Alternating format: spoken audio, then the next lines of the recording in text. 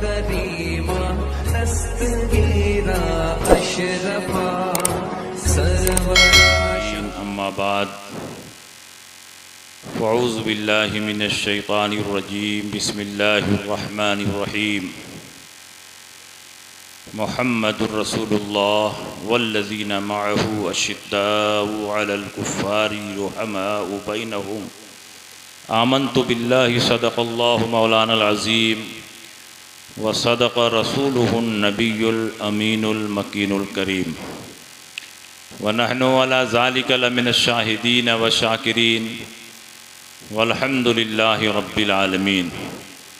कुछ कहने और सुनने से पेशतर आइए हम और आप मिलजुल कर इंतहाई खुलूस व महब्बत और एहतराम व अक़ीदत के साथ गुंबद खज़रा में आराम फरमाने वाले आका व मौला मदनी ताजदार दोनों आलम के मालिक व मुख्तार सय्यद अबरार व अखियार जनाब मुहम्मदुर रसूलुल्लाह सल्लल्लाहु अलैहि वसल्लम की बारगाह में झूम झूम कर दुरूद शरीफ का नजराना पेश करें और पढ़ें। अल्लाहुम्मा सल्लि अला सय्यिदिना व शफ़ीअना व हबीबना व मौलाना मुहम्मदिन व बारिक व सल्लिम सलातम व सलामन अलैका या रसूलल्लाह सल्लल्लाहु तआला अलैहि वसल्लम।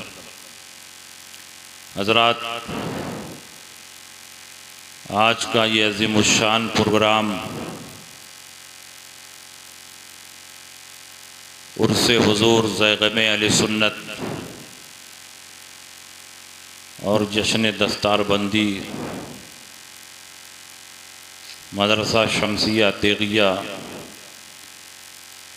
बड़हरिया के अज़ीमुश्शान प्रोग्राम में हम और आप हाज़िरी की सआदतें हासिल कर रहे हैं। मैं कोई लंबी चौड़ी और मबसूत तकरीर के लिए हाजिर नहीं हुआ। मेरे मुहिब मुखलिस, मेरे अज़ीज़, मेरे छोटे भाई हज़रत मौलाना अकील साहब मिसबाही, जो बहुत मोहतरम और मुअज़्ज़म है मेरी नज़र में और मेरे दिल से बहुत करीब है, और आज से नहीं, जामिया अशरफिया मुबारकपुर में जब हम लोग पढ़ते थे उसी वक्त से ये मेरे चहीते हैं, और जो सआदत और नजाबत उस वक्त मैंने देखी थी बचपन में, आज भी वही सआदत और नजाबत है। एक नेक और साले आलिम रब्बानी के बेटे हज़रत मौलाना अकील मिसबाही हैं। नेकी, शराफत, तहारत, पाकीज़गी, ये तमाम सिफ़ात इनकी ज़ात से नुमाया है। मैं यहाँ के जलसे में आऊँ ना आऊँ,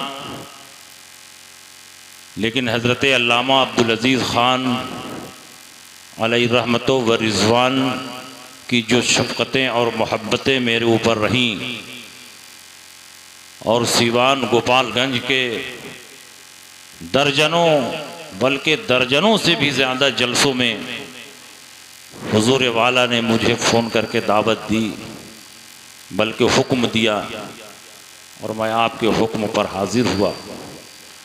और इतनी मोहब्बत, इतनी शफ़क़त मुझ पर लुटाई कि आपकी शफ़क़त और मोहब्बत को देखने के बाद हुज़ूर हाफ़िज़ मिल्लत की शफ़क़त और मोहब्बत याद आने लगी। अल्लामा अब्दुल अज़ीज़ ख़ान किसी फ़र्द और शख्स का नाम नहीं है, बल्कि एक तहरीक का नाम है, एक नज़रिए का नाम है, इश्क़ मुस्तफ़ा के रोशन चिराग का नाम है, मसलके आला हज़रत के अज़ीम तर्जमान का नाम है, और हुज़ूर शेर बेशय अहले सुन्नत की ज़ात और सिफ़ात के अज़ीम मज़हर का नाम है। सीवान गोपालगंज और मुख्तलिफ अतराफ़ में हज़रत अल्लामा अब्दुल अज़ीज़ ख़ान ने रद्द वहाबिया, रद्द गैर मुक़ल्लिदियत के लिए खुसूसी तौर पर मुझे दावत दी, फरमाइश करके ये मसला, ये मसला, ये मसला, ये मसला, स्टेज पर बैठे रहते थे और फरमाइश करके बुलवाते थे। इतनी दुआएं देते थे तकरीर के बाद कि लिफाफे की अजमत घट जाती थी और अल्लामा अब्दुल अजीज खान की दुआ की अजमत मेरी नज़र में बढ़ जाती। ऐसी तकरीरें कहाँ कि तकरीरों के बाद ऐसे ऐसे आलिम रब्बानी तारीफ करें, दुआएं दें। ये सब उनकी दुआओं और उनकी मोहब्बतों का नतीजा। मैं तो किसी लायक अपने आप को नहीं समझता। दस्तरखान पर अपने हाथ से देते, खिलाते, और लीजिए और लीजिए। सोने का कहाँ इंतज़ाम हुआ, बैठने का कहाँ इंतज़ाम हुआ। तकरीर पहली फुर्सत में आपकी होगी, मदरसा आपका छूटना नहीं चाहिए। ये सारी खूबियाँ और ये सारी जिम्मेदारियाँ हज़रत अल्लामा अब्दुल अजीज़ खान साहब निभाते थे। एक एक आदत और एक एक अदा आज भी मुझको याद है। अल्हम्दुलिल्लाह मेरा ड्राइवर गैर मुस्लिम था, अपने हाथ से खिला रहे थे, खिला रहे थे, खिला रहे थे। रास्ते में कहा कि हज़रत ने इतनी मोहब्बत की, इतनी मोहब्बत की कि आज तो मैं अपनी किस्मत पे नाज करता हूँ कि इतने बड़े आलिम ने अपने हाथ से मुझको निकाल करके दिया। ये उनकी मोहब्बत थी। हज़रत अल्लामा अब्दुल अजीज़ खान सिर्फ सिवान के नहीं, पूरे बिहार की अजीम शख्सियत है। इस इदारे के लिए जो उन्होंने कुर्बानियाँ दी हैं, जो उन्होंने खिदमात पेश की हैं, वो सुबह क़यामत तक फरामोश नहीं किया जाएगा। और सिवान के लोगों ने भी इतनी मोहब्बत की, इतनी मोहब्बत की कि अल्लामा अब्दुल अजीज़ खान साहब का विसाल हो गया और वो अपने घर और अपनी ज़मीन में दफन हो जाते। लेकिन सिवान के लोगों ने कहा कि जब हज़रत ने हमारे लिए पूरी ज़िंदगी अपनी वक्फ कर दी है तो मरने के बाद अब हज़रत को हम जाने नहीं देंगे, बल्कि हमेशा हमेशा के लिए उनको यादगार बनाकर इसी इदारे में महफूज रखें। अल्हम्दुलिल्लाह आपने भी जो उनको मोहब्बत दी, उनकी जो ताज़ीम व तौक़ीर की और उनकी जो खिदमत की, वो भी बेमिसाल है। मैं कुछ देर आपके सामने खिताब करूंगा।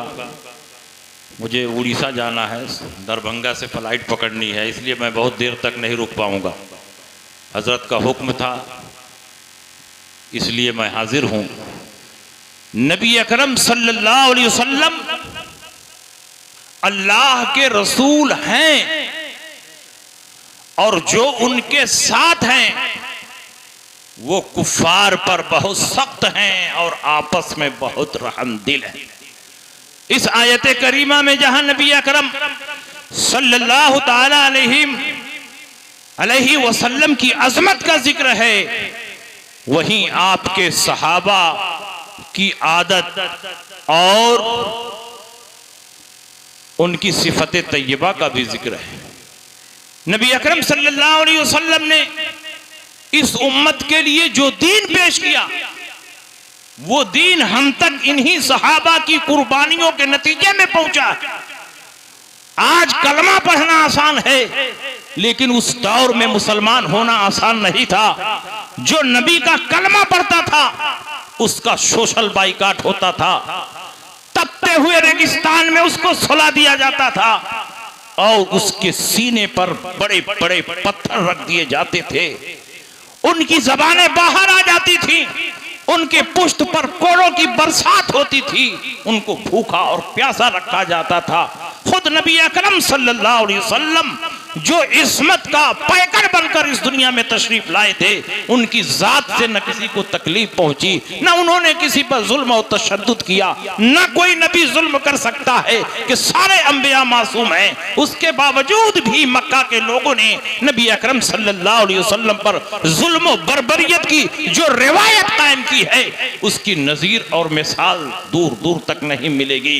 लेकिन यही सहाबा हैं जिन्होंने अपनी छाती पर बड़े बड़े पत्थरों के बोझ बर्दाश्त किए, अपनी पुश्त पर कोड़े खाए, अंगारों पर लेट गए, लेकिन नबी अकरम सल्लल्लाहु अलैहि वसल्लम का दामन नहीं छोड़ा। उन्हीं की खिदमत का नतीजा है कि आज इस्लाम पूरी दुनिया में फैल चुका है और सुबह क़यामत तक इस्लाम फैलता रहे। और याद रखिए, जैसे जैसे इस्लाम दुनिया में फैलता गया, फिरका बंदी भी पैदा होती गई। नबी के जमाने में कोई फिरका नहीं था। मन काला ला इलाहा इल्लल्लाह फक़द दखलल जन्नह, जिसने ला इलाहा इल्लल्लाह कह दिया वो जन्नती। उस जमाने में कोई फिरका नहीं था। ला इलाहा इल्लल्लाह वही लोग पढ़ते थे जो मुसलमान थे, और जो मुनाफिक थे नबी अकरम सल्लल्लाहु अलैहि वसल्लम पर वही नाजिल हुई और अल्लाह के नबी ने एक एक करके तमाम मुनाफिकों को अपनी मस्जिद करीम से बाहर कर दिया। इसलिए उस दौर में कोई फिरका बंदी नहीं थी। लेकिन जैसे ही जमाना आगे बढ़ा इस्लाम में फिरके बनते चले गए। हजरत सिद्दीक़ अकबर रजी अल्लाह ताला अन्हु का जमाना आया। कुछ लोगों ने ज़कात की फर्जियत से इनकार कर दिया।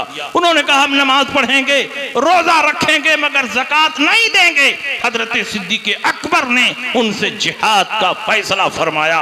मैं आपसे पूछना चाहता हूँ कि हजरत सिद्दीक़ अकबर ने जिनसे जिहाद फरमाया, क्या वो कलमा नहीं पढ़ते थे? क्या वो काबा की तरफ मुंह करके नमाज नहीं पढ़ते थे? क्या वो नबी अकरम सल्लल्लाहु ताला अलैहि वसल्लम के जमाने में भी नबी के पीछे नमाज नहीं पढ़ते थे? क्या वो नबी के झंडे के नीचे जिहाद नहीं करते थे? वो सब कुछ करते थे। लेकिन सिद्दीक़ अकबर के जमाने में ज़कात की फर्जियत का इनकार किया। ज़कात की फर्जियत जरूरियात दीन में से है, और जो किसी अमरे जरूरी का इनकार करे, लाख कलमा पढ़े, नमाजें पढ़े, रोजा रखे, लेकिन वो मुसलमान नहीं हो सकता। इसीलिए हजरत सिद्दीक़ अकबर ने उनसे जिहाद फरमाया। गोया क़यामत तक के लिए एक ज़ाब्ता दे दिया, एक उसूल दे दिया, दस्तूर जिंदगी दे दी कि जिसको देखो कि वो नमाज पढ़ रहा है, रोजा रख रहा है, लेकिन किसी भी अमरे जरूरी का इनकार कर रहा है, फौरन समझ लेना कि ये मुसलमान नहीं है। क्योंकि मुसलमान वही हो सकता है जो कलमा पढ़ने के साथ साथ तमाम जरूरियात दीन को तस्लीम करे, और जो किसी एक अमरे जरूरी का इनकार करे वो हरगिज़ हरगिज़ मुसलमान नहीं। नबी की ताज़ीम ये जरूरियात दीन से है। नबी के इल्म को चौपायों और पागलों से तशबीह देना ये नबी की तौहीन है, और नबी की तौहीन ये जरूरत दीनी का इनकार है। नबी अकरम सल्लल्लाहु अलैहि वसल्लम के इल्म पाक को तमाम लोगों से ज्यादा मानना ये भी दीन का अहम हिस्सा है। जो ये कहे फलानुन आज़मु मिन्हु सल्लल्लाहु अलैहि वसल्लम, फलां का इल्म तो नबी के इल्म से ज्यादा है। हमारे फुक़हा ने लिखा है फहुव साबुन हुक्मुहु हुक्मुस साब, वो आदमी नबी को गाली दे रहा है और उसका हुक्म वही है जो नबी को गाली देने वाले का हुक्म है। इसलिए नबी अकरम सल्लल्लाहु अलैहि वसल्लम के सिलसिले में हमें वो अकीदा रखना है जो सहाबा ने दुनिया के सामने पेश किया है। हमें नबी अकरम सल्लल्लाहु अलैहि वसल्लम के बारे में वो नजरिया रखना है जो सहाबा ने दुनिया के सामने पेश किया है। इसलिए मेरे दोस्तों, अल्लाह के नबी सय्यद आलम सल्लल्लाहु अलैहि वसल्लम ने किसी और के अमल को, किसी और की जिंदगी को आइडियल बनाकर दुनिया के सामने नहीं पेश किया, लेकिन सहाबा की जिंदगी को, सहाबा के अमल को हमारे ऊपर हुज्जत और दलील बनाकर पेश किया। अस्हाबी का नुजूम बिअय्यिहिम इक्तदैतुम इह्तदैतुम, मेरे तमाम सहाबा नुजूमे हिदायत हैं, तुम इनमें से जिनकी पैरवी करोगे हिदायत पा जाओगे। अल्लाह के नबी सय्यद आलम सल्लल्लाहु अलैहि वसल्लम ने जब जन्नती रास्ते की पहचान कराई, जब सिराते मुस्तकीम की पहचान कराई, जब फिरक़े नाजिया की अलामत बयान की, तो अल्लाह के नबी ने उस वक्त भी सहाबे किराम को मिसाल में पेश फरमाया।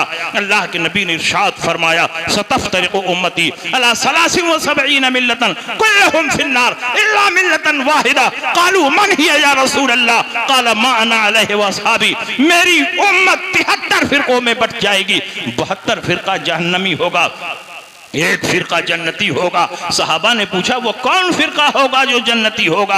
अल्लाह के नबी ने इरशाद फरमाया मा अना अलैहि व अस्हाबी, जो मेरे तरीके पर हो और सहाबा के तरीके पर हो। नबी अकरम सल्लल्लाहु अलैहि वसल्लम ने अपने तरीके के साथ साथ सहाबा के तरीके को हमारे ऊपर लाजिम करार दिया है। इसीलिए हम कह रहे हैं कि कहीं भटकने की जरूरत नहीं। जो सहाबा का अकीदा है उसी अकीदे को अपनाने की जरूरत है, जो सहाबा का रास्ता है उसी रास्ते पर चलने की जरूरत है।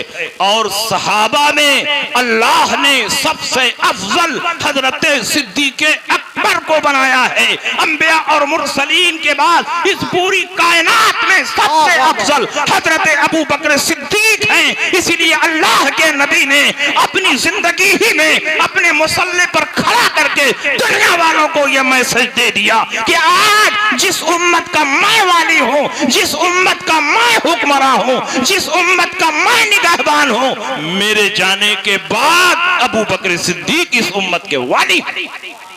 आज बहुत सारे लोग अपने आप को सुन्नी कहते हैं, लेकिन उन पर मौलाइयत गालिब है। हजरत अली की मोहब्बत में वो इस कदर अंधे हो चुके हैं कि सहाबा की शान में गुस्ताखियां कर रहे हैं और अपने आप को सुन्नी कह रहे हैं। सिद्दीक अकबर की अफजलियत का इनकार कर रहे हैं और अपने आप को सुन्नी कह रहे हैं। सिद्दीक अकबर की खिलाफत को खिलाफत गासिबा बता रहे हैं और अपने आप को सुन्नी कहते हैं। मैं कहता हूं जो सिद्दीक अकबर की अफजलियत का इनकार करे ना वो सुन्नी है ना मौलाई है, क्योंकि मौला अली ने खुद अबू बकर सिद्दीक के बारे में इरशाद फरमाया, अफजल हाज़िहिल उम्मा बाद नबिय्यहा अबू बकरिन। इस उम्मत में अंबिया और मुरसलीन के बाद सबसे अफजल अबू बकर सिद्दीक। वाह, नारे तकबीर, नारे रिसालत, मसलक आला हजरत, नारे तकबीर, वाह वाह वाह। हजरत अली ने फरमाया, खैरुन नास अबू बकरिन इल्ला अन यकूना नबिय्या। लोगों में सबसे बेहतर अबू बकर सिद्दीक हैं, मगर ये कि वो नबी नहीं हैं। मैं कहता हूं तुम कैसे मौलाई हो? मौलाई तो वो हकीकत में है जो मौला अली की बात को तस्लीम करे।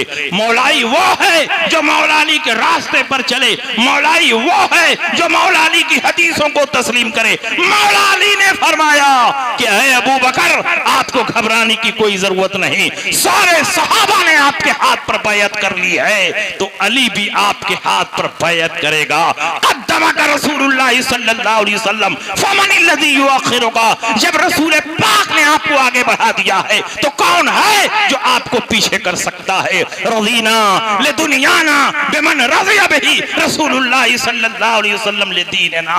हम अपनी दुनिया के लिए उस शख्स से राजी हैं जिससे रसूल पाक हमारे दीन के लिए राजी। मगर आज सुन्नी कहने वाले पागल हो गए, राफजियों की बोली बोल रहे हैं, अपने आप को मौलाई तस्वुर करते हैं। याद रखो, तुम मौलाई नहीं हो, बल्कि मौलाई सही मानों में वो है जो मौला अली के नजरिए को तस्लीम करता है, उनके रास्ते पर चलता है। क्या तुमको मालूम नहीं कि नबी अकरम सल्लल्लाहु अलैहि वसल्लम जब मरजुल मौत में दाखिल हुए और अल्लाह के नबी 13 दिन मुसलसल बीमार रहे और यही बीमारी आखिरी बीमारी साबित हुई। इसी बीमारी में आपका विसाल हुआ और इसी मरजुल मौत में अल्लाह के नबी 13 दिन मुसलसल दाखिल रहे। आपने 5 दिन दीगर अज़वाजे मुतहरात के पास क़याम फरमाया और रोजाना पूछते रहे, कल मैं कहाँ रहूंगा, कल मैं कहाँ रहूंगा। अज़वाजे मुतहरात ने समझ लिया कि नबी अकरम सल्लल्लाहु अलैहि वसल्लम हजरत आयशा के पास जाना चाहते हैं। तमाम अज़वाजे पाक ने कहा, या रसूल अल्लाह, अगर आपकी चाहत और मर्जी ये है कि आयशा के पास जाएं तो हम सब की तरफ से इजाजत है, बारी का ख्याल न फरमाएं, आप हजरत आयशा के पास क़याम फरमाएं। तो रसूल पाक ने जिंदगी का 8 दिन हजरत आयशा के हुजरे में गुजारा है। तारीख उठाकर देखो, नबी का विसाल सोमवार को हुआ है और 1 हफ्ता पहले सोमवार को दोशंबा मुबारका को हुजूर अकरम सय्यद आलम सल्लल्लाहु अलैहि वसल्लम हजरत आयशा के हुजरे में तशरीफ लाए। मगर उसके बावजूद भी मुसल्ले इमामत पर जाकर सहाबा की इमामत करते रहे।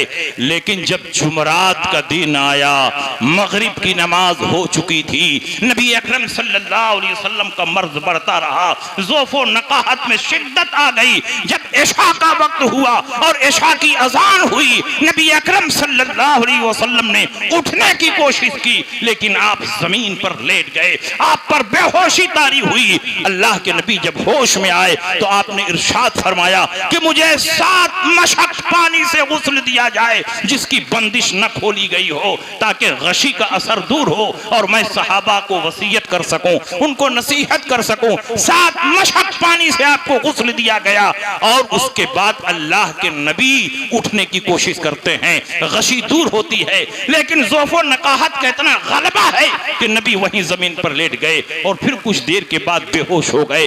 होश में आते हैं, फिर उठने की कोशिश करते हैं, लेकिन ज़ौफ़ो नकाहत की वजह से उठ न सके।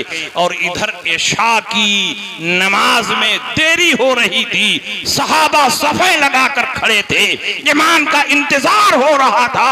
अल्लाह के नबी सय्यद आलम सल्लल्लाहु अलैहि वसल्लम ने फरमाया, मुरू अबा बकरिन फलयुसल्लि बिन्नास, अबू बकर को हुक्म दो कि वो लोगों की इमामत करें। बुखारी शरीफ में मुतअद्दिद जगहों पर यह हदीस मौजूद है।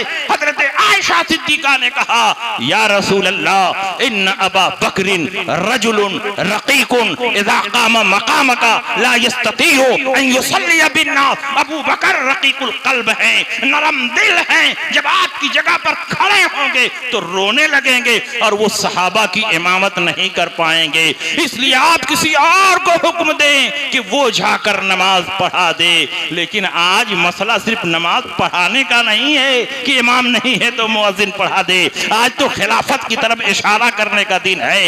नबी अकरम सल्लल्लाहु अलैहि वसल्लम ने फरमाया, मरू अबा बकरिन फलयुसल्लि बिन्नास, अबू बकर को हुक्म दो लोगों की नमाज पढ़ाएं। फिर हजरत आयशा ने यही कहा, रकीकुल कल्ब हैं, नरम दिल हैं, आपकी जगह पर खड़े होंगे तो नमाज नहीं पढ़ा सकेंगे, उमर को हुक्म दे दीजिए कि वो नमाज पढ़ाएं। हजरत आयशा फरमाती हैं, उसी बुखारी में है कि मैंने सोचा कि नबी अकरम सल्लल्लाहु अलैहि वसल्लम चंद दिन के मेहमान हैं, अगर मेरे बाप नबी के मुसल्ले पर खड़ा हुए और नबी का विसाल हो गया तो लोग कहेंगे अबू बकर मनहूस हैं, नबी के मुसल्ले पर आए और इधर नबी का विसाल हो गया। हजरत आयशा चाहती हैं कि मेरे बाप को कोई मनहूस न कहे, लेकिन नबी हैं कि मुसिर हैं, पूरी शिद्दत के साथ फरमाते हैं, मरी अबा बकरिन फलयुसल्लि बिन्नास फइन्न कुन्ना सवाहिबु यूसुफ। अबू बकर को हुक्म दो कि लोगों की नमाज पढ़ाएं, तुम लोग यूसुफ की सहेलियों में से लगती हो कि अपनी बात पर अड़ी हुई हो। मैं आपसे पूछना चाहता हूं, वहां हजरत अली भी मौजूद थे, हजरत अब्बास भी मौजूद थे, इब्ने अब्बास भी मौजूद थे। अगर सिर्फ नमाज पढ़ाने का मसला होता तो नबी अकरम सल्लल्लाहु अलैहि वसल्लम इतनी शिद्दत के साथ हुक्म नहीं देते, फरमाते ठीक है किसी को भेज दो नमाज पढ़ा दे। लेकिन नबी अकरम सल्लल्लाहु अलैहि वसल्लम अपनी जिंदगी में अपने मुसल्ले पर अबू बकर को खड़ा करके पूरी दुनिया को यह मैसेज दे रहे हैं कि आज मेरी जिंदगी में मेरे मुसल्ले पर खड़ा होकर जो सहाबा की इमामत करेगा वही मेरे विसाल के बाद पूरी मिल्लत इस्लामिया का खलीफा।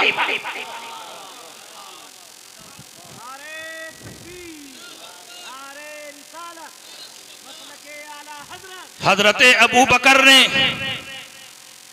17 वक्त की नमाज पढ़ाई, 17 वक्त की। जुमरात को इशा के वक्त से इमामत शुरू हुई तो जुमरात को इशा की नमाज पढ़ाई और जुमा को 5 वक्त, सनीचर को 5 वक्त, अतवार को 5 वक्त और सोमवार को फजर की नमाज पढ़ाई। तो 3 दिन 5-5 वक्त की नमाज पढ़ाई, जिसमें एक दिन जुमा भी शामिल है। 15 नमाजें वो हो गई और जुमरात को इशा की नमाज पढ़ाई 16 और दोशंबा मुबारका को जिस दिन विसाल हुआ फजर की नमाज पढ़ाई 17 वक्त की नमाजें अबू बकर सिद्दीक ने नबी की हयात ज़ाहिरी में सहाबा की पढ़ाई। अली मौजूद थे, इब्ने अब्बास मौजूद थे, अब्बास मौजूद थे और भी खानदान के लोग मौजूद थे। हजरत अली की रिवायत बुखारी में है, आप फरमाते हैं मैं कहीं गायब नहीं था, वहीं पर मौजूद था, मैं बीमार नहीं था, सेहतमंद था, लेकिन बार बार नबी अबू बकर ही को भेज रहे हैं और मेरी तरफ इशारा भी नहीं फरमा रहे हैं। मैं समझ गया कि नबी अकरम सल्लल्लाहु अलैहि वसल्लम ये पैगाम देना चाहते हैं कि आज मेरे मुसल्ले पर कोई और नहीं खड़ा होगा, वही खड़ा होगा जो मेरे बाद खलीफा हो। इसलिए खलीफा बिला फसल हजरत अली नहीं है खलीफा बिला फसल हजरत सिद्दीक अकबर। और खिलाफत की जो तरतीब है वो अफजलियत की तरतीब के मुताबिक है। सबसे अफजल अबू बकर तो पहला खलीफा अबू बकर, उसके बाद उमर तो दूसरा खलीफा उमर, उसके बाद उस्मान गनी तो तीसरा खलीफा उस्मान, उसके बाद अली का दर्जा है तो चौथा खलीफा हजरत अली है। अली का पहला नंबर नहीं है, अली का चौथा नंबर है। इसलिए आप लोग जब कव्वाली को सुनते हैं तो उस वक्त ये महसूस कर लिया करें कि कव्वाली गाने वाला शिया है जो अपने अकीदे को फैला रहा है। दमादम मस्त कलंदर अली का पहला नंबर, अली का पहला नंबर नहीं है, पहला नंबर अबू बकर का।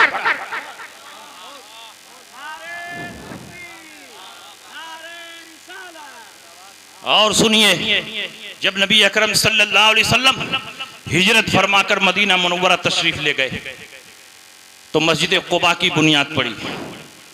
उसके बाद अल्लाह के नबी जब मदीना के अंदर दाखिल हुए, मदीना से 3 किलोमीटर पहले कुबा है, पहली मस्जिद आपने वहां बनाई।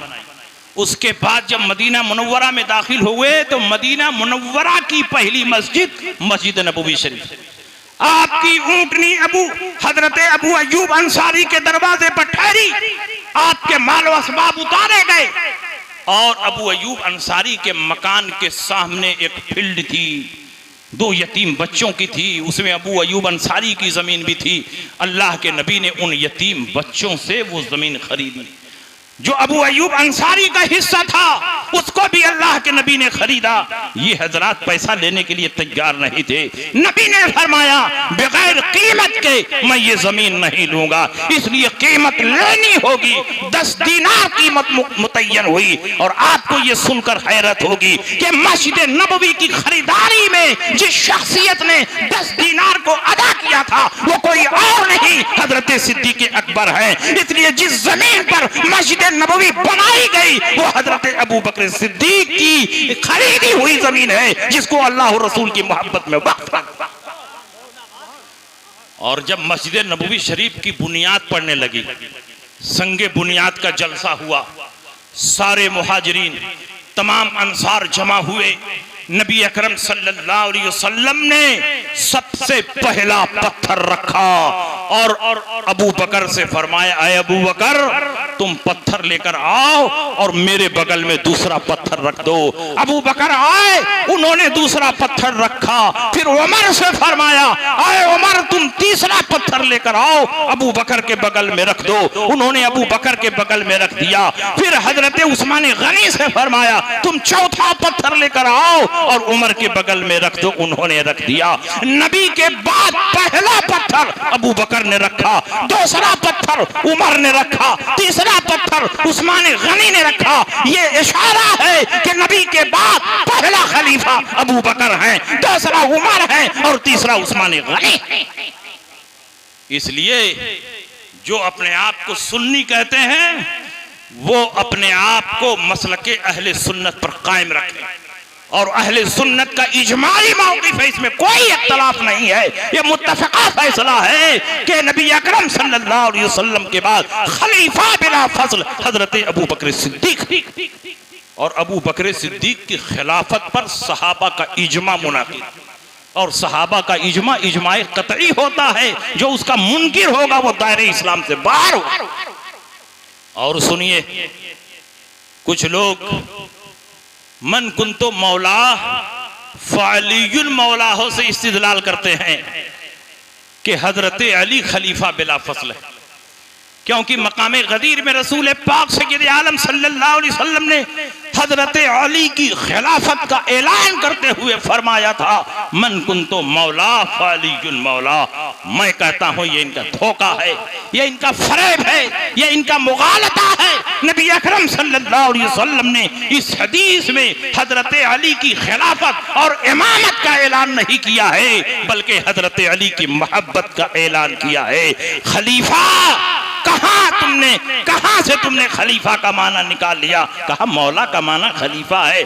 मैंने कहा मौला का माना सिर्फ खलीफा ही नहीं होता है, मौला के 1 दर्जन से ज्यादा मानी है। मौला का माना मालिक, मौला का माना सरदार, मौला का माना इनाम देने वाला, मौला का माना जिसको इनाम दिया जाए, मौला का माना आजाद करने वाला, मौला का माना जिसको आजाद किया जाए, मौला का माना पड़ोसी, मौला का माना कफील, मौला का माना शरीक, मौला का माना जामिन, मौला का माना दामाद, मौला का माना ताबे, मौला का माना चचा, मौला का माना भतीजा, मौला का माना भांजा, और भी मौला के बहुत से मानी हैं। पड़ोसी, दोस्त, महबूब, मुआविन, मददगार, कारसाज, ये सारे मानी मौला के हैं। तो इन तमाम मानी को छोड़कर एक माना अपने मतलब का चुन लेना, ये बगावत है, उसूल से ये दियानत के खिलाफ है। जब तक माने मुश्तरक के लिए कोई करीना ना कायम हो, उस वक्त तक किसी माने को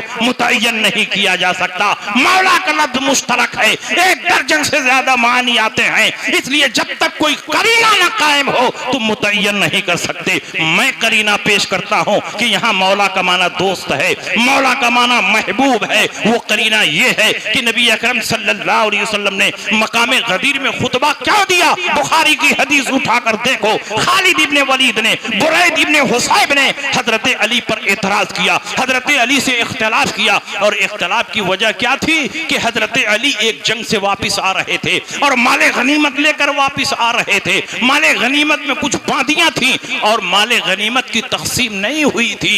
हजरत अली ने तकसीम गनाइम से पहले एक बांदी के साथ हम बिस्तरी की, उसमें तसर्रुफ किया। तो खालिद इब्ने वलीद ने इख्तिलाफ कर लिया, बुरैदा इब्ने हुसैब ने इख्तिलाफ कर लिया। कहा है अली तुमको तसर्रुफ का कोई हक नहीं है जब तक माले गनीमत तकसीम न कर दिया जाए। इसी बात पर इख्तिलाफ हो गया।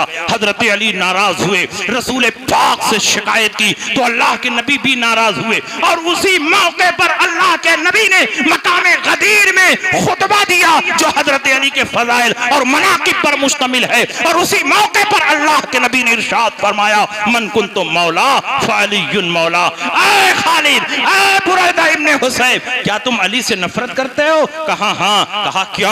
कहा इसलिए कि इन्होंने बादी में तसर्रुफ किया। नबी ने फरमाया इनको उससे ज्यादा का इख्तियार था, इन्होंने सिर्फ एक बादी में तसर्रुफ किया, इनको उससे ज्यादा का इख्तियार किया। तुम मुझसे मोहब्बत करते हो और अली से नफरत करते हो। मन कुन्तु मौला फअलियुन मौला, जो मेरा दोस्त है वो अली का भी दोस्त है। अल्लाहुम्मा वाले मन वाला व आदे मन आदा, ऐ अल्लाह उससे दोस्ती फरमा जो अली से दोस्ती करे, उससे दुश्मनी फरमा जो अली से दुश्मनी करे। यहाँ बात खिलाफत की नहीं हो रही है, नफरत और मोहब्बत की हो रही है। आगे वाली हदीस ने मुतय्यन कर दिया कि यहाँ नफरत और मोहब्बत का तज़किरा है। इसलिए मौला का माना यहाँ दोस्त है, मौला का माना महबूब है, मौला का माना खलीफा नहीं है। हर जगह मौला का माना खलीफा ही लोगे तो कुरान में जगह जगह अल्लाह के लिए मौला का इतलाक हुआ, व इन तवल्लौ फअलमू अन्नल्लाह मौलाकुम नेमल मौला व नेमन नसीर। तो बताओ तुम अल्लाह को भी खलीफा कह दोगे माज़अल्लाह? इसलिए हजरत अली की खिलाफत का ऐलान नहीं हुआ, अली की मोहब्बत का ऐलान हुआ। अली की खिलाफत का ऐलान करना होता तो अल्लाह के नबी मिना में 1,24,000 कमोबेश सहाबा के सामने ऐलान करते और पूरी दुनिया में आपका ऐलान पहुंच जाता। मकामे गदीर में चंद सहाबा के सामने ऐलान नहीं फरमाते। इसलिए जो लोग इस हदीस से हजरत अली की खिलाफत बिला फस्ल पर इस्तिदलाल करते हैं वो उसूल लुगत से भी नावाकिफ हैं, उसूल हदीस से भी नावाकिफ हैं और हदीस के सियाक़ो सबाक़ से भी नावाकिफ हैं। ऐसे लोग अमानत में ख़यानत के मुर्तकिब हैं। इस हदीस से अली की मोहब्बत का तो सबूत होता है लेकिन अली की खिलाफत का सबूत नहीं होता। और सुनिए उसी बुखारी में है कि इंतकाल से 3 दिन पहले हजरत अब्बास और हजरत अली हुजूर की इयादत के लिए हुजरा आयशा में गए और जब वापस आए तो सहाबा ने पूछा कैफ वजदतुम रसूलुल्लाह सल्लल्लाहु अलैहि वसल्लम, रसूल पाक को कैसा आप लोगों ने पाया? इन दोनों ने कहा रसूल पाक ठीक हैं, पहले से बेहतर। उसके बाद हजरत अब्बास हजरत अली का हाथ पकड़कर किनारे ले गए। कहा ऐ अली, रसूल पाक के जिस्म के जाहिरी हालात बता रहे हैं, कि वो 3 दिन से ज्यादा रुकने वाले नहीं हैं। चलो रसूल पाक की बारगाह में चलकर पूछ लें कि आपके बाद खलीफा कौन होगा। नबी अकरम सल्लल्लाहु अलैहि वसल्लम के विसाल के बाद हम लोग लाठी के गुलाम हो जाएंगे, इसलिए आज ही पूछ लिया जाए कि आपके बाद खलीफा कौन होगा। अगर हुजूर फरमाएंगे कि अली खलीफा होंगे तो हम लोग उसके लिए कोशिश करेंगे, और फरमा देंगे कि अली के सिवा कोई और होगा तो हम उसका साथ देंगे। जानते हो हजरत अली ने क्या जवाब दिया? कहा, चचा जान, मैं रसूल पाक से पूछने नहीं जाऊंगा। अगर रसूल पाक ने कहीं ये कह दिया कि मेरे बाद तुम खलीफा नहीं होगे तो मुसलमान कभी मुझको खलीफा नहीं बनाएंगे, इसलिए मैं नहीं पूछने जाऊंगा।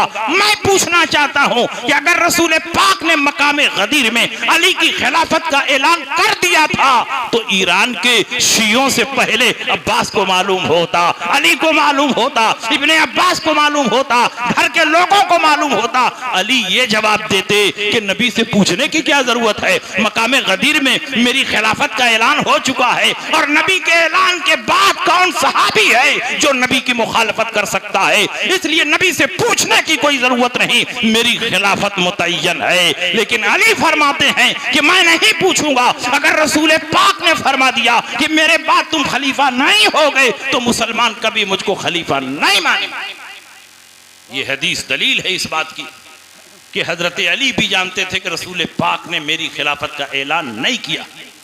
और इंतकाल से 2 महीना पहले एक बूढ़ी औरत नबी की खिदमत में आई। उन्होंने हुजूर अलैहि सलाम से मसला पूछा, हुजूर ने जवाब दिया। बूढ़ी औरत जाने लगी, जाते जाते पूछा, या रसूल अल्लाह, फिर आऊं और आपको ना पाऊं तो किसके पास जाऊं? नबी अकरम सल्लल्लाहु अलैहि वसल्लम ने फरमाया, अब आओ और मुझको ना पाओ तो अबू बकर के पास चले जाना। ये इशारा है कि जो जिम्मेदारियां मैं अदा कर रहा हूं मेरे विसाल के बाद वो सारी जिम्मेदारियां अबू बकर सिद्दीक अदा करें। इसलिए हजरत अली बेपनाह फजाइल के जामे, हजरत अली की फजीलत से इनकार नहीं किया जा सकता।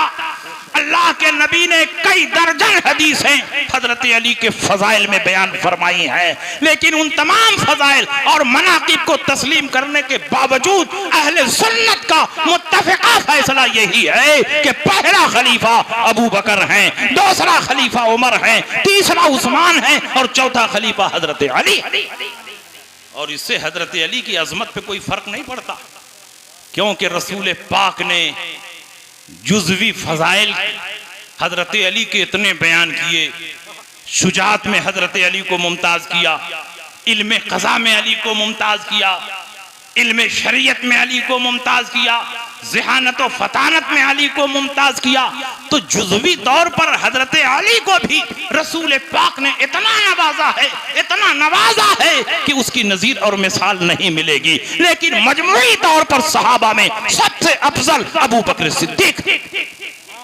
हजरत अली की ज़हानत व फतानत का ये आलम था कि उमर इब्ने खत्ताब जब फैसला करते और उस वक्त अली मौजूद न होते तो बार बार अल्लाह की पनाह मांगते।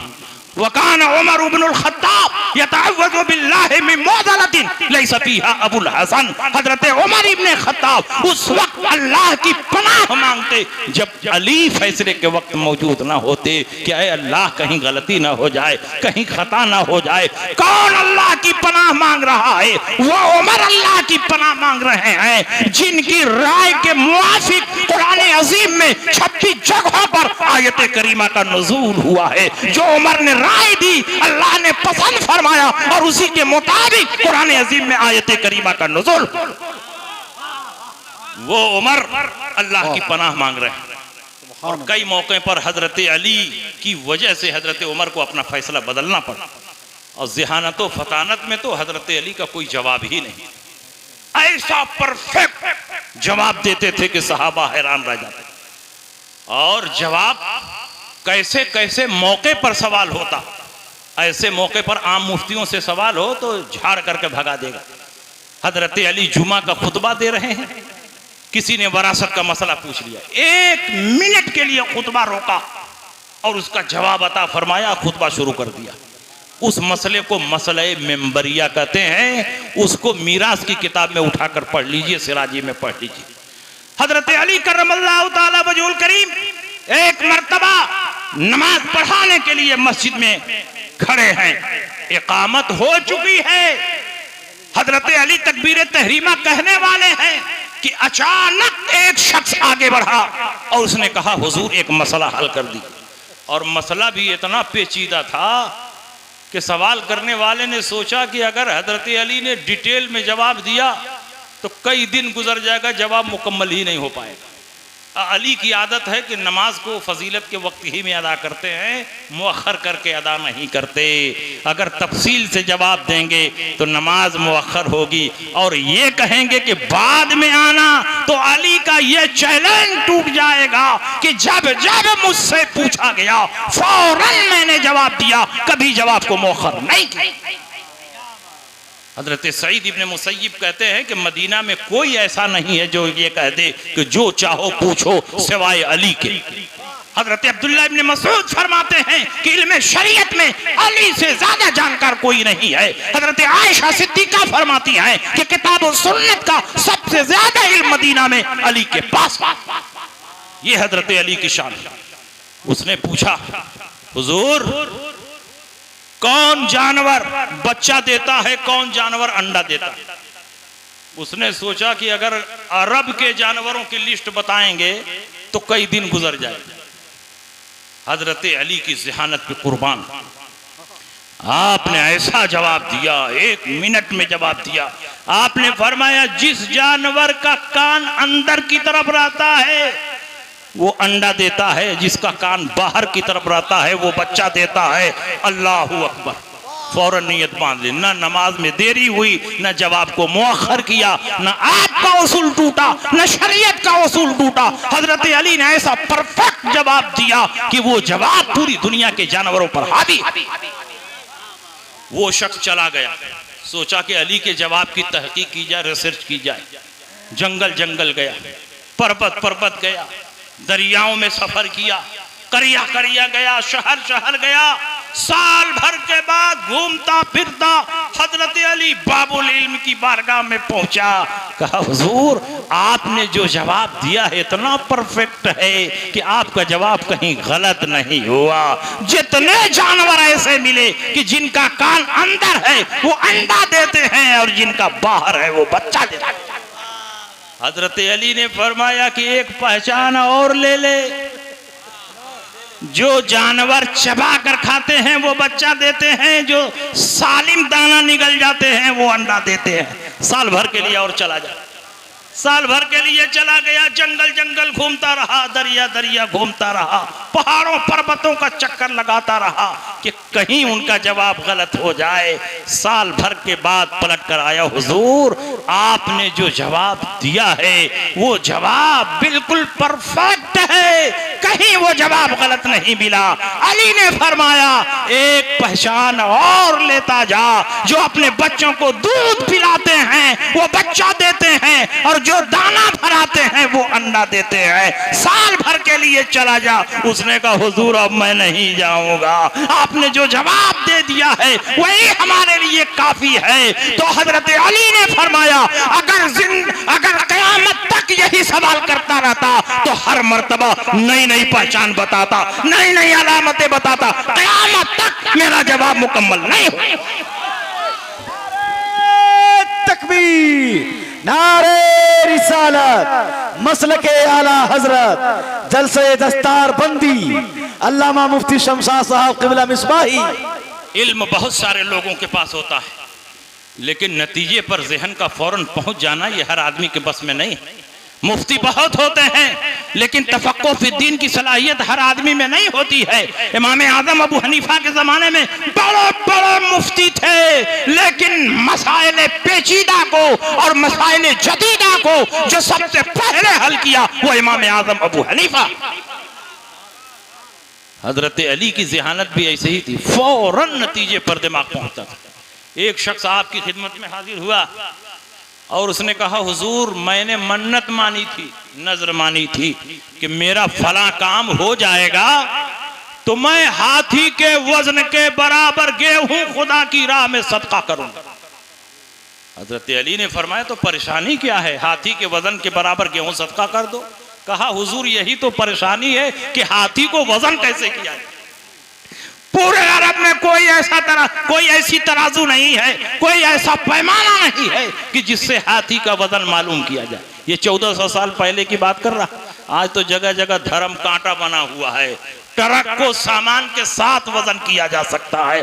ट्रक का कितना वजन है और उस पर लदे हुए माल का कितना वजन है, धर्म कांटा सब बता देगा। ट्रक का कितना वजन है और उसमें तेल का कितना वजन है, धर्म कांटा बता देगा। लेकिन उस जमाने में ऐसा कोई पैमाना नहीं था, ऐसी कोई तराजू नहीं थी, तो कैसे वो अपनी नजर पूरी करे। हजरत अली ने फरमाया कि ये क्या मुश्किल है। कहा हुजूर बड़े बड़ों से पूछा, कोई जवाब नहीं दे पाया। कहा बाबुल इल्म की बारगाह में आ चुके हो, अब तुमको कहीं जाने की जरूरत नहीं है। इसका जवाब आसान है, तुम हाथी को दरिया के किनारे लेकर जाओ, बड़ी कश्ती पर हाथी को सवार कर दो और हाथी के बोझ से कश्ती पानी में कुछ दबेगी दबेगी दबेगी। जब दबते दबते बिल्कुल रुक जाए और पानी के निशान पर तुम निशान बना दो, जहां पानी की सतह पहुंच रही है वहां लकीर खींच दो, फिर हाथी को उतार लो और गल्ला लादना शुरू करो, गल्ला लादना शुरू करो। लादते लादते जब कश्ती दबते दबते उसी निशान पर आ जाए तो समझ लेना कि हाथी के वजन के बराबर ये गल्ला हो गया है, उसको रब की बारगाह में सदका करो।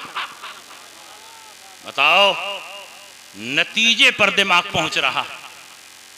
अल्लाह के नबी सैयद आलम सल्लल्लाहु अलैहि वसल्लम ने इल्म के मामले में हजरत अली करमल्लाहु ताला वजहुल करीम को इतना नवाजा कि अल्लाह के नबी ने फरमाया अना मदीनतुल इल्म वालियुन बाबुहा, मैं शहरे इल्म हूं और अली उसके दरवाजे। नबी ने यह नहीं फरमाया कि मैं बहरुल उलूम हूं। इल्म की वुसाअत को बताने के लिए बहरुल उलूम भी बोला जा सकता है। इल्म की हमदानी को जाहिर करने के लिए शम्सुल उलूम भी बोला जा सकता है। लेकिन मदीनतुल इल्म में जो वुसाअत है वो किसी में नहीं, क्योंकि अगर बहरुल उलूम बोलते तो समंदर में सिर्फ पानी होता है, कुछ मछलियां होती हैं, 2-4 हैवानात होते हैं, जरूरत की हर चीज समंदर में नहीं होती। शम्सुल उलूम कहा जाए तो इल्म की वुसाअत जाहिर तो हो जाएगी, लेकिन शम्स में सिर्फ सूरज में चमक होती है, रोशनी होती है, उसके सिवा कुछ नहीं होती। लेकिन शहर वो है जहां जरूरत की हर चीज मिलती है। दूर दूर से लोग शहर में आते हैं, शहर जाना है, जरूरत की चीज खरीदनी है। नबी फरमाते हैं मैं शहरे इल्म हूं, मैं इल्म का शहर हूं। जिस किस्म का इल्म चाहिए नबी की चौखट पे आ जाओ और उस शहर में दाखिल होने का दरवाजा अली है, अली के पास आओ, नबी का इल्म तुझे मिल जाए। अली बता रहे हैं जमीन से चांद की दूरी कितनी है, अली बता रहे हैं जमीन से सूरज की दूरी कितनी है, अली बता रहे हैं कि सूरज की रफ्तार कितनी है, अली बता रहे हैं चांद की रफ्तार कैसी है। बेशुमार मसाइल को अपने दौर में हजरत अली ने हल फरमा दिया, जिसको आज की साइंस कॉपी कर रही है, नकल कर रही है। ये किसका नतीजा है? नबी की दुआ का नतीजा है। नबी ने अली के सीने पर हाथ रखकर फरमाया था अल्लाहुम्मा एहदे कल्बा, ऐ अल्लाह अली के सीने को रोशन फरमा। तो अल्लाह ने अली के सीने को इतना रोशन फरमा दिया कि अली का सीना इल्म नबी का मदीना बना। तो हम तो अली से भी मोहब्बत करते हैं और हम अबू बकर सिद्दीक से भी मोहब्बत करते हैं, हम अहले बैत से भी मोहब्बत करते हैं और हम सहाबा से भी मोहब्बत करते हैं। और हम इस जलसे में ऐलान कर रहे हैं कि सहाबा को छोड़कर सिर्फ और सिर्फ अहले बैत से मोहब्बत का दावा करना ये राफिजियत है, और अहले बैत को छोड़कर सिर्फ और सिर्फ सहाबा से मोहब्बत का दावा करना ये खारिजियत है, और दोनों से मोहब्बत करना यही मसलक आला हजरत है। आले सैयद का है बेड़ा पार, असहाबे हुजूर नज्म है और नाव है इतरत रसूल। नारे तकबीर, नारे रिसालत, नारे रिसालत, मसलक आला हजरत, उर्से मुकद्दस। वाह वाह वाह। इसलिए आप मसलक अहले सुन्नत पर मजबूती से कायम रहें। बड़ी बड़ी दरगाहों पर राफजियों का कब्जा होता चला जा रहा है। हुब्बे अली और हुब्बे अहले बैत के चोर दरवाजे से राफजियत को अहले सुन्नत में घुसाने और फैलाने की कोशिश हो रही है। हम अली के चाहने वाले हैं, अली से बेपनाह मोहब्बत रखते हैं, अहले बैत की मोहब्बत को जाने ईमान समझते हैं, लेकिन उसके बावजूद भी हम किसी सहाबी की तौहीन बर्दाश्त नहीं कर सकते, इसलिए कि हम राफजी नहीं है, अहले सुन्नत है। और अहले सुन्नत का नजरिया ये है कि सारे सहाबा आदिल हैं, सारे सहाबा हक पर हैं, सारे सहाबा जन्नती हैं, सारे सहाबा फलाह याफ्ता हैं, सारे सहाबा को अल्लाह ने अपनी रजा की सनद अता फरमाई दी है। जिससे अल्लाह राजी हो उससे नाराज वही होगा जो मुसलमान न हो बल्कि राफजी। इसलिए अली से भी मोहब्बत करेंगे, अमीर मुआविया से भी मोहब्बत करेंगे, इसलिए कि हजरत अमीर मुआविया भी सहाबा में दाखिल हैं। और सहाबी होने के लिए साल भर नबी की सोबत में रहना जरूरी नहीं है, 5 साल नबी की सोबत में रहना जरूरी नहीं है। एक लम्हे के लिए ईमान की हालत में जिसने नबी के चेहरे पाक को देख लिया और ईमान पर उसका खात्मा हो गया, वो सहाबी है, सहाबियत के दर्जे पर फायद है। उसका रुतबा इतना ऊंचा है कि बड़ा से बड़ा गौस और कुतुब भी उस सहाबी के दर्जे पर फायद नहीं हो। और हजरत अमीर मुआविया तो वो सहाबी हैं कि कातिबे वही भी हैं, कातिबे वही हैं, नबी अकरम सल्लल्लाहु अलैहि वसल्लम से रिश्तेदारी भी है। और नबी अकरम सल्लल्लाहु अलैहि वसल्लम ने उनके बारे में फरमाया, अल्लाहुम्मा अल्लिम मुआवियतल किताब वल हिसाब व क़िल अज़ाब। ऐ अल्लाह मुआविया को किताबुल्लाह का इल्म अता फरमा, हिसाब का इल्म अता फरमा और उनको जहन्नम की आग से बचा। तुम क्या समझते हो नबी की जुबान रायगा चली जाएगी? नबी ने कह दिया किताब का इल्म अता फरमा तो किताब का इल्म अता हो चुका। नबी ने फरमा दिया हिसाब का इल्म अता फरमा तो हिसाब का इल्म अता हो चुका। और नबी ने फरमा दिया कि जहन्नम के आग से बचा तो अमीर मुआविया जहन्नम के आग से महफूज हो।